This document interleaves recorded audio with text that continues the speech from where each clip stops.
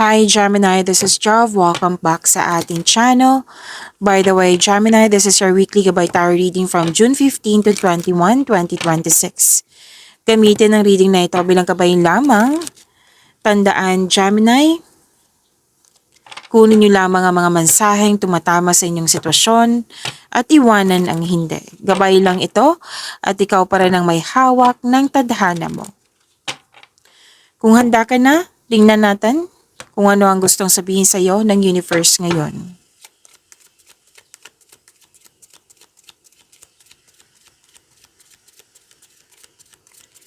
Mga parating pa para kay Gemini ngayong June 15 to 21, 2026.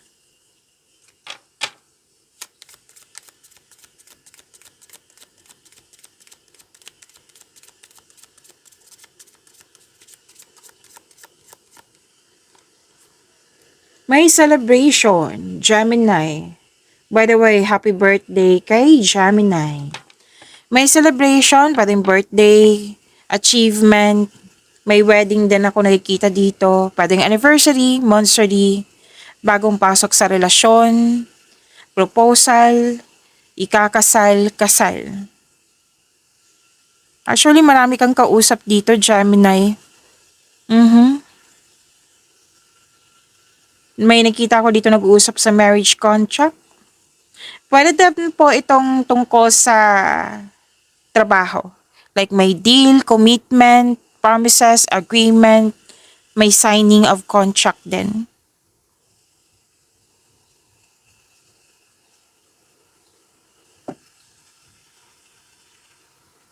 Deep emotional agreement pwede din po. Pagkakaisang to ng dalawang tao. Ikaw ito sa kanya or pwedeng witness ka sa dalawang tao. So may taimtim na panata dito. May pangako, katapatan, matagumpay na pagkakaisa.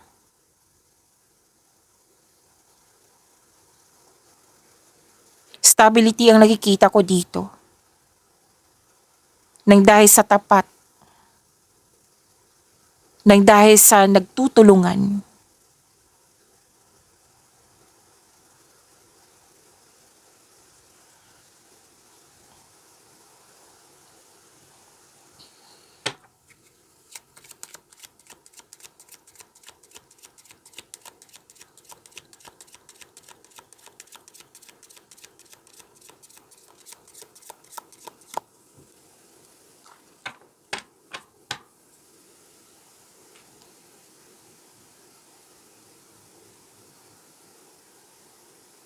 May nakita ko ditong stagnation.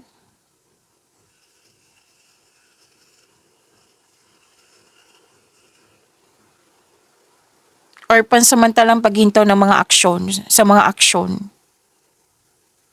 Pwedeng loss of connection to or loss of things or loss of opportunity. Kailangan po ng pahinga. Pwede din nape-pressure ka, Gemini.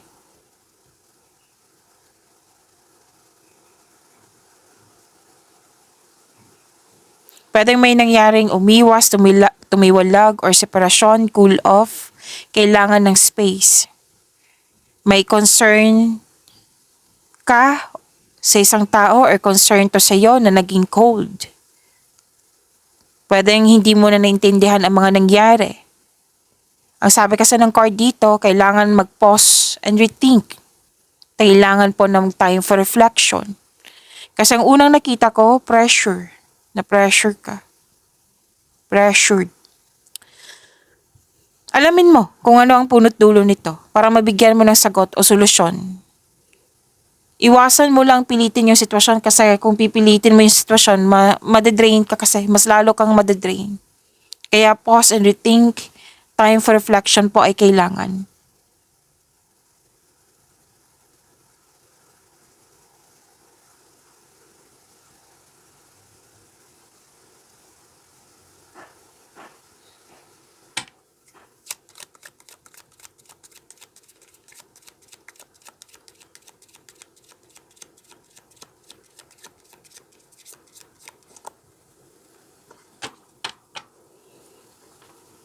Oh, this is fresh beginnings, Gemini.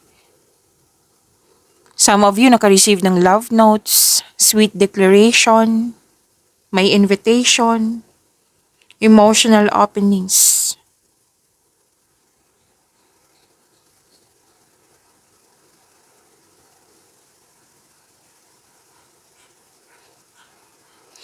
May ano dito, magandang balita, may tagumpay. Makakatanggap ka ng matamis na mensahe. Love notes. May magtatapat dito ng pag-ibig. Pwedeng ikaw to or pwedeng siya. Or di kaya yung sinabi kanina, invitation.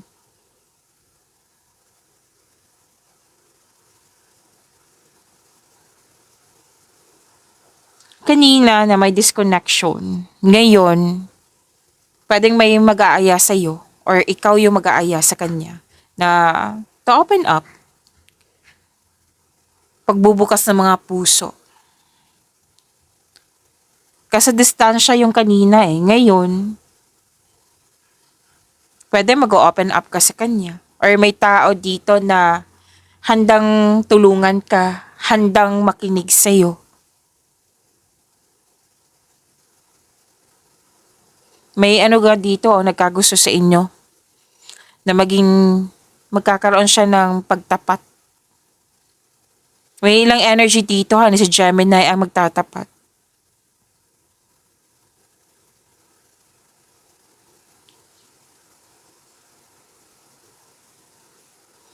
So mga ginagawa nyo ngayon, nakikita ko dito naka-align to sa passion mo.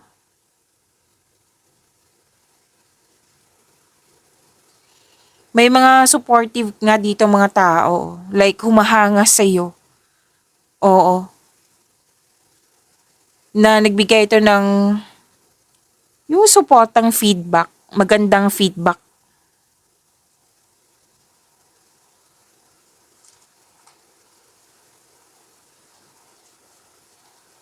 So, naka-receive ka ng unconditional love.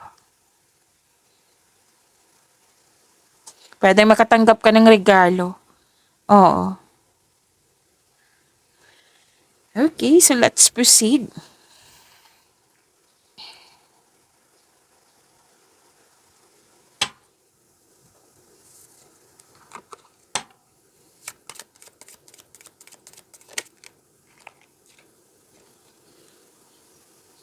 This is good.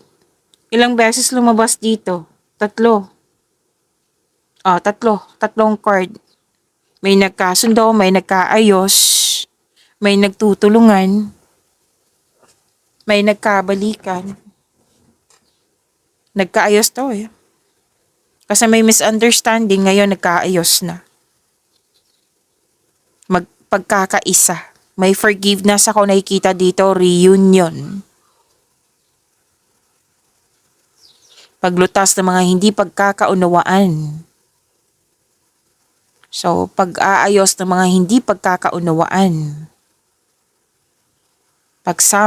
Pagsasama-sama. Dati may lamat, ngayon hindi na. Pagkakaayos ang nakikita ko dito. Inner peace ang nakikita ko dito.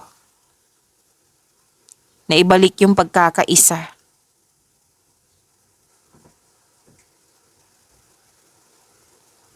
May pagkakaisa talaga. May loss of connection. Kanina, di ba? May loss of connection. Ngayon, tatlong card kasi nagsabi dito, magkakaroon ng pagkakaisa. So, mean to say, may forgiveness na mangyayari.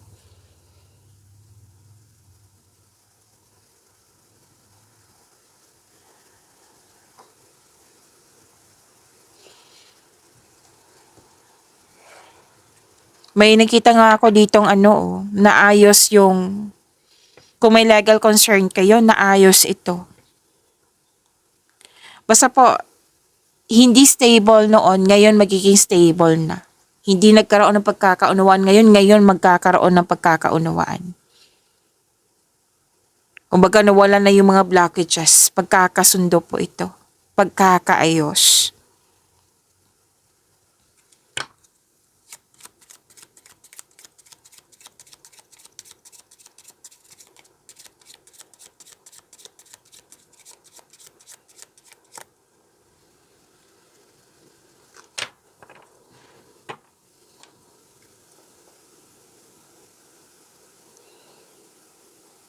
Oh, may official news. May nakita rin akong written communication. Yes, incoming information. Pero then may delivery ngayon na marireceive mo. Ngayong week na ito. May response na.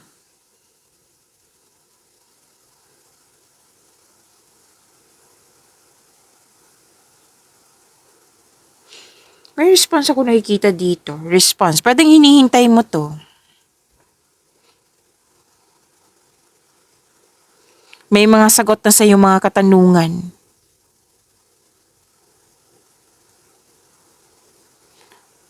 May nakita ako ditong alok. Lalo na sa trabaho. Opportunity. Pwedeng tinanggap mo to. May, another card na naman, kontrata. Isang formal na kontrata na pipirmahan. Pwedeng email to tungkol sa pag-level up mo, promotion, or sa mga nagkaroon ng magandang resulta.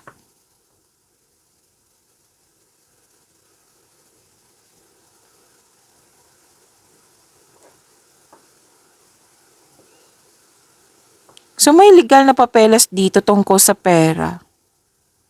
Pwede din makaka-receive ka ng message, abiso sa... Okay. Pwede message to from bangko. May sinabi dito eh. Okay, so official news, written communication, response, reaction.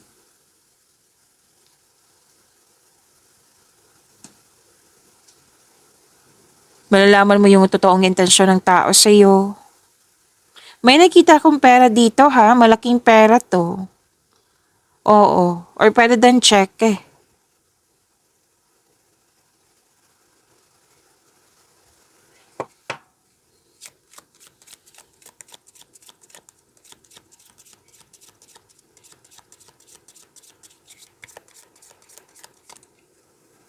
Gemini, wag masyadong magpagod.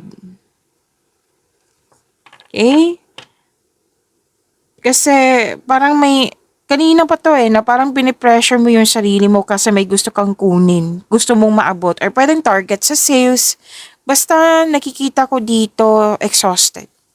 So, weak kasi to, di ba? Kung kailan nyo ito napanood, kailangan talagang i-balance nyo. Huwag nyo i-pressure yung sarili nyo, kakampi nyo yung sarili nyo, huwag nyo pahirapan. Kalma lang. Para hindi kayo magmadali or mapapressure, then what I meant is time management.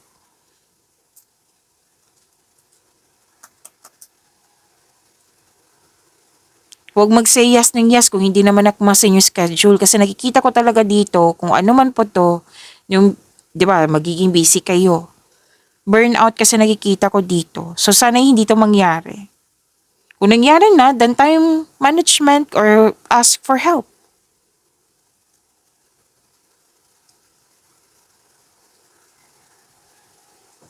Kasi itong pagiging busy mo, maraming gawain. Kailangan kasi to ng energy. Okay? So, hindi pwedeng ipe-pressure mo yung sarili mo. Like, okay, stop muna ako. Bakit nape-pressure na ako? Yan. Okay, nagmamadali ako. Yung mga ganyan, kausapin mo yung sarili mo. Oo. Kumbaga, pause muna and rethink. Kung paano ba mawala yung pressure na yan, yung pagmamadali. Don't rush things.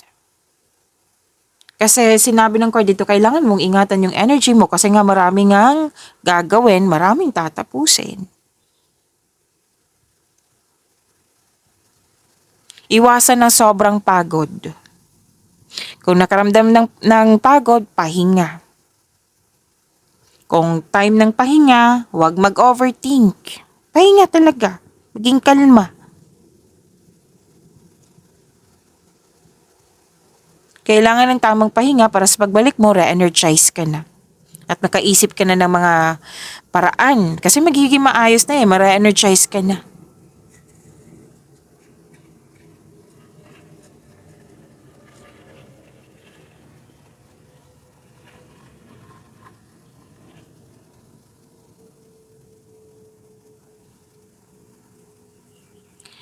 Gemini, kasi may nakita ko ditong malaking pera na na-receive mo, or ito yung hinihintay mo, mga pagkakataon na makabigay sa malaking pera. Kaya 'di ba sinabi kanina na pressure ka kasi some of you gusto niyo ma-hit itong sales ni ito. May target kasi. Oo, kaya nakikita ko dito na parang nagmamadali or nape-pressure po. 'Di ba sinabi ng card na wag masyadong magpagod. May sabi din dito na wag ka mag-spend time sa mga taong energy vampire. Kasi nakaka-drain niya ng energy nga. Okay, like for example, kung hindi ka nyo naintindihan yung energy vampire, like toxic yung tao, kahit hindi man direct sa iyo, naapektuhan ka, na-drain yung energy mo, that is energy vampire. Okay? May sitwasyon din dito, syempre may pera, nabanggit ko yung pera kanina, kasi may tao ditong maluloko. Okay? Maluloko na may gusto siyang kunin sa'yo. Pwedeng information, pwedeng material na bagay like pera, pwedeng opportunity, pwedeng mga agaw to ng jowa. Basta may ugali siyang, may gusto siyang kunin sa'yo. Kung may balak kayong gastahin yung pera nyo, pag-isipan niya ng mabuti kung karapat dapat ba. Basta kung magkasta ka, siguraduhin na balanse pa rin yung pera mo. At itago ng mabuti. Control, monitor, and save.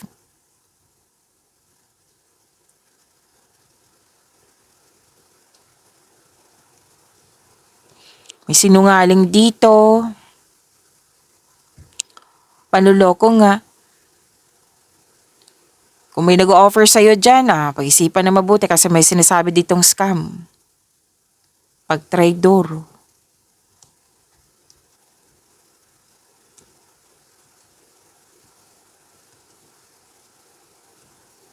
Or di kaya ano to? A third person na may hilig mangialam.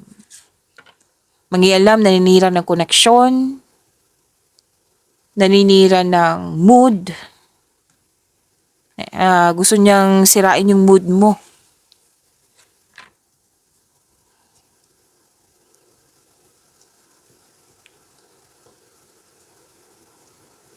Okay, so let's proceed. Ang daming mensahe.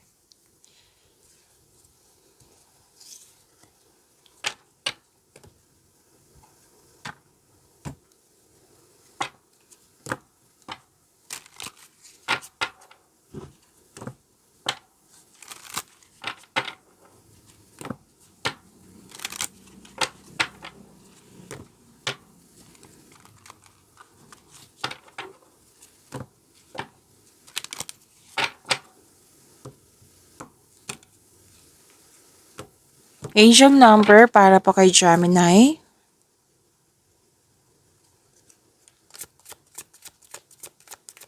Ngayong June 15 to 21, 2026.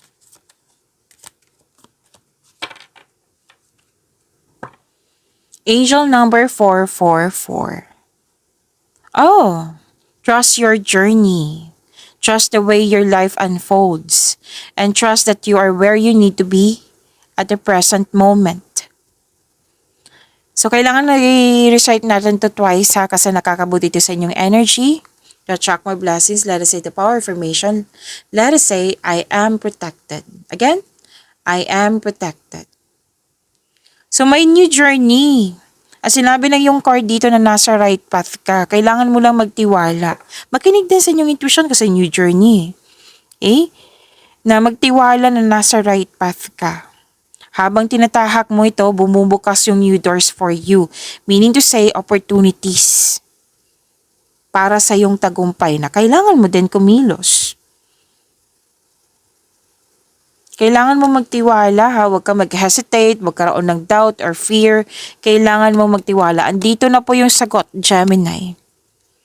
Na nasa right path ka, inanalayan ka ng universe, you are divinely guided. So maging handa, embrace mo tong new journey na ito. Kasi this is movement, this is an action. Binigyan mo na ng aksyon yung matagal mo ng plano, desisyon, ideas, or dumating na opportunity. Claim niyo po angel number 444.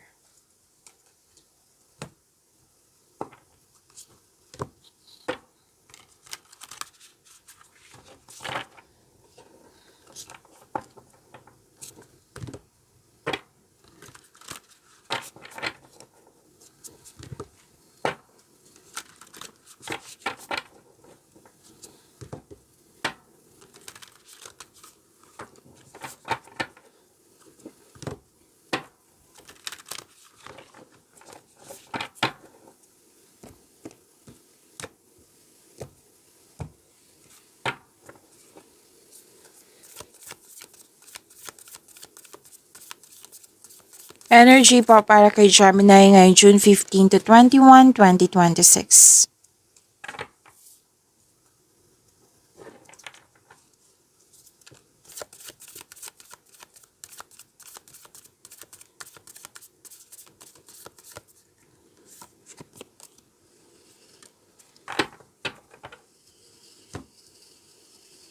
Maraming salamat Gemini sa mga hindi nag-skip ng ads. Subscribe na po kayo sa ating channel at click bell notification para updated po kayo sa reading natin. Para po sa mga gusto magpa-reading po, comment po kayo ng personal reading and check my reply sa comment section.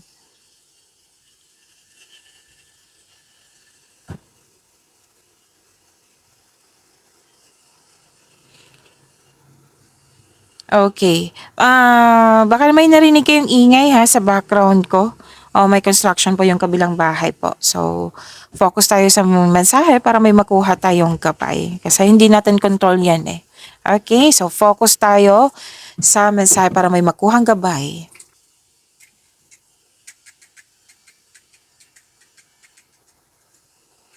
Okay, more on planning to eh. Oo, strat plan.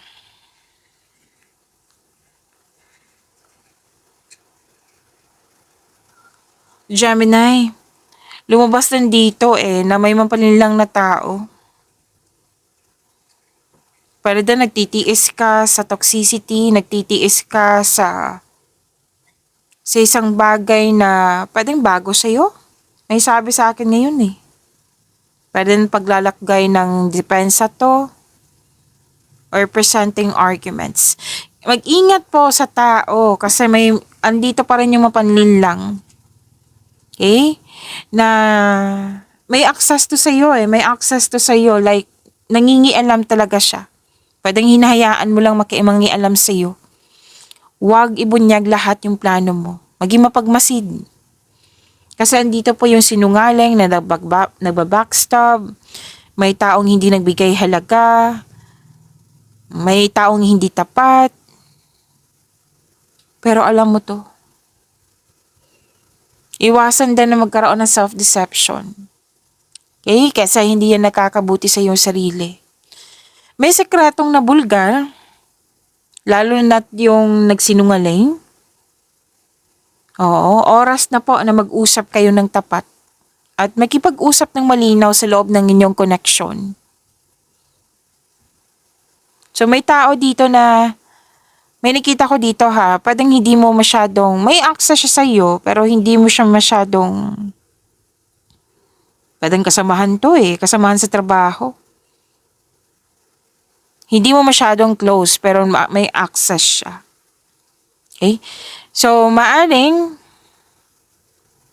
kumbaga nalaman mo ang totoong intensyon niya na nagsinungaling siya na hindi siya totoo, na hindi niya alam na alam mo, pero patuloy pa rin to kasi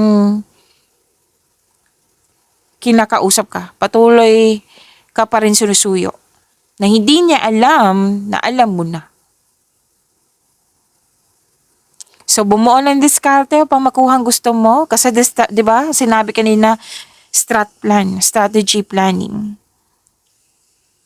So, bumuo ng diskarte upang makuha ang gusto mo. O, umiwas sa toxicity. Hindi na kailangan maggalit, hindi na kailangan yung mag-response ka ng galit ba or toxicity ba kasi naging toxic yon. So, wag nang mag-response, kundi umiwas na.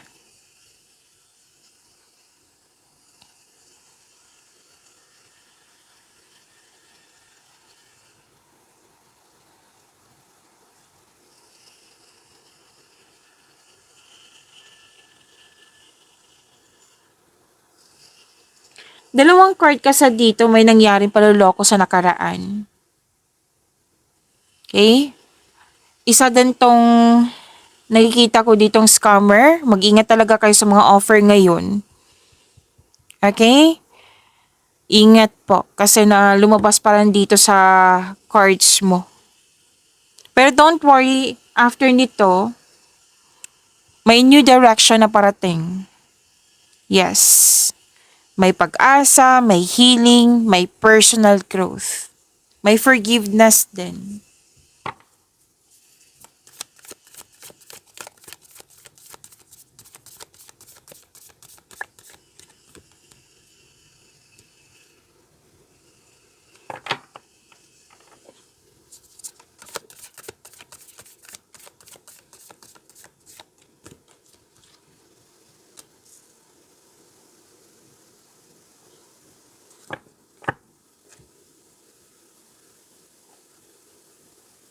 Ganda ng career and money mo. Sa career and money mo, kanina pa to, marami pa rin ginagawa si Gemini. Ang ganda kasi ng movement na ito, yung action mo. Kasi you want more, you want, yes na-achieve mo na to mga stability, growth na nakikita ko dito. But you want more. Kasi alam mong mas kaya mo pa. So, hindi ka humihinto like you're into talaga sa pag-level up. Kaya kilos ka ng kilos dito.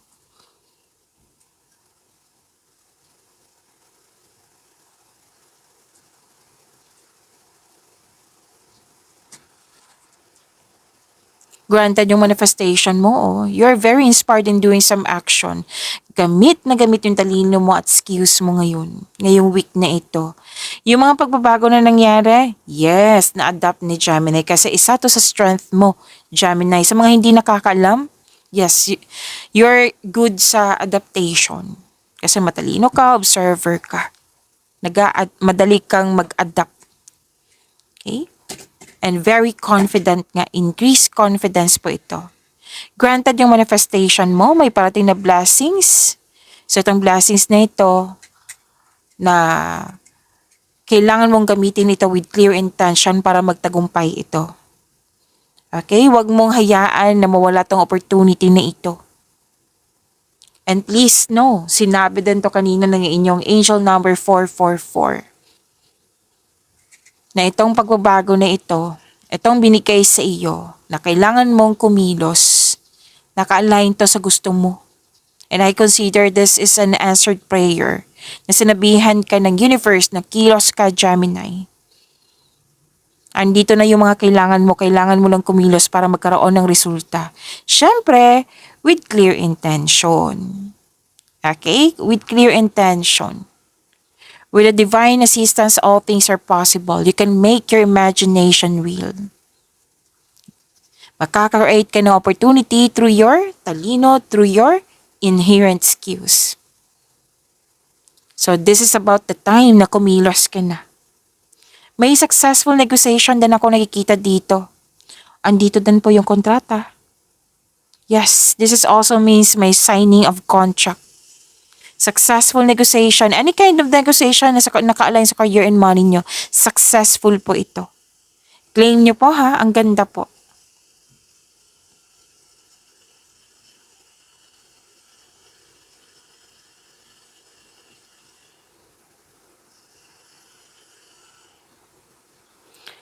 You have abundant in life. Kasi kumikilos ka eh. Siyempre may resulta yan. Okay? Nakikita ko dito, balik ng balik sa'yo yung abundance. Why? Very generous ka kasi. Yung magandang intention mo. Okay? Kasi hindi siya pansarili, para din sa kapwa. Hindi lang sa yung improvement para makatulong ka din sa kapwa mo. At ang mensahe ng yung card dito, suporta sa inyong boss, mentor, or life coach. Makakatulong din sila sa yung to help you move to help move your career forward. Magaling ka, nakikinig ka sa iyong intuition, gumagawa ka ng best decision, wise choices. May grupo ng tao dito na very supportive sa iyo. Nang siyang dahilan na very na-motivate ka talaga, na kumilos ng kilos hanggang sa nag-ani ka, nag-harvest ka. Again, dahil sa pagiging generous mo, balik na balik sa iyo yung abundance. You have abundant in life. Claim, claim, claim po, Gemini. Deserve nyo po ito.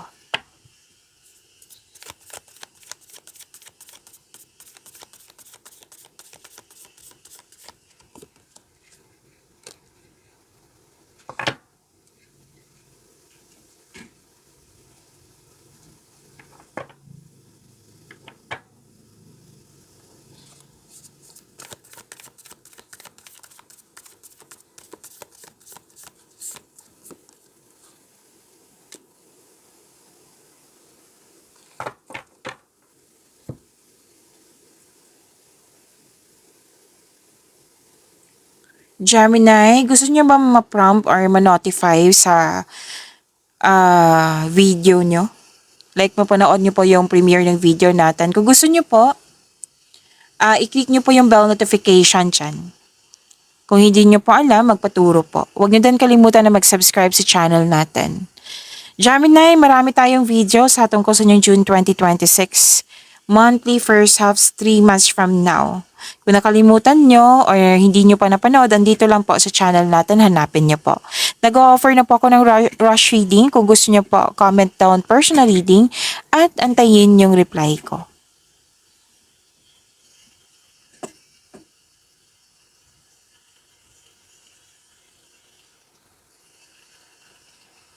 Okay, love and romance. Love life, self-love, partnership, and romance. Stability. Stable.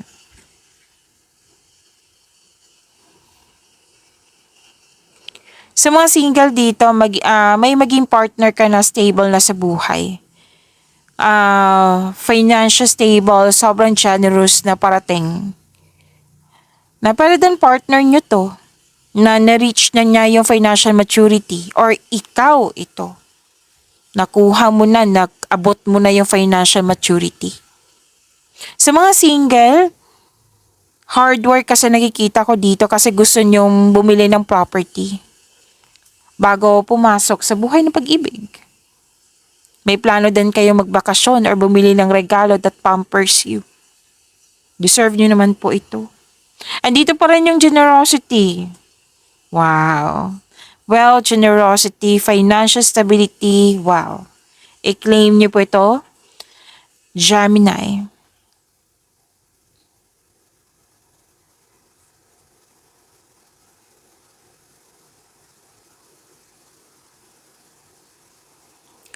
Para sa mga single, have a confidence din, labas din sa comfort zone mo.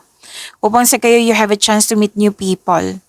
Para sa mga relasyon sa buhay mag-asawa, share your opinion o problema para alam din niya. Kasi pwedeng may idea siya pero hindi niya alam lahat.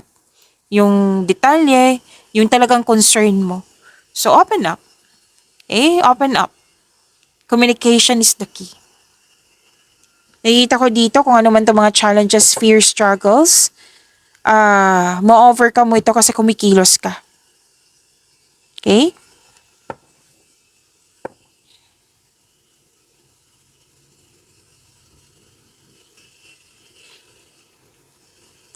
Wow, abundance pa rin na nakikita ko. Gemini, deserve nyo talaga to. Abundance and success. Sa mga single po, allow yourself to receive love and acknowledge that you can attract romance by loving yourself first. So remember to practice self-love, sabi ng iyong card. So kung hanap mo green flag, dapat magsimula ito sa atin by loving ourselves first.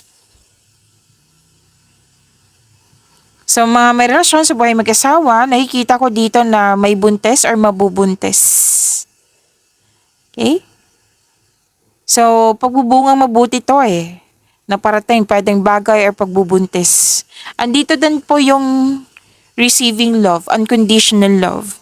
Nagkaroon ng growth and expansion, May mother figure din dito na nag-aalaga sa'yo or pwedeng ikaw to. Tapos, nagkaroon ng time sa sarili, nagpaganda, nagpapogi, happiness, may development, may success. Kasi kung sa astrology, this is Venus eh. This is about love, beauty, money, and creativity. Ang ganda ng cards mo, ha? Oo. Ang ganda. I-claim niyo po, Gemini. Pag-imanin niyo po yung blessings sa binigay sa inyo, Gemini. See you tomorrow. Maraming salamat po.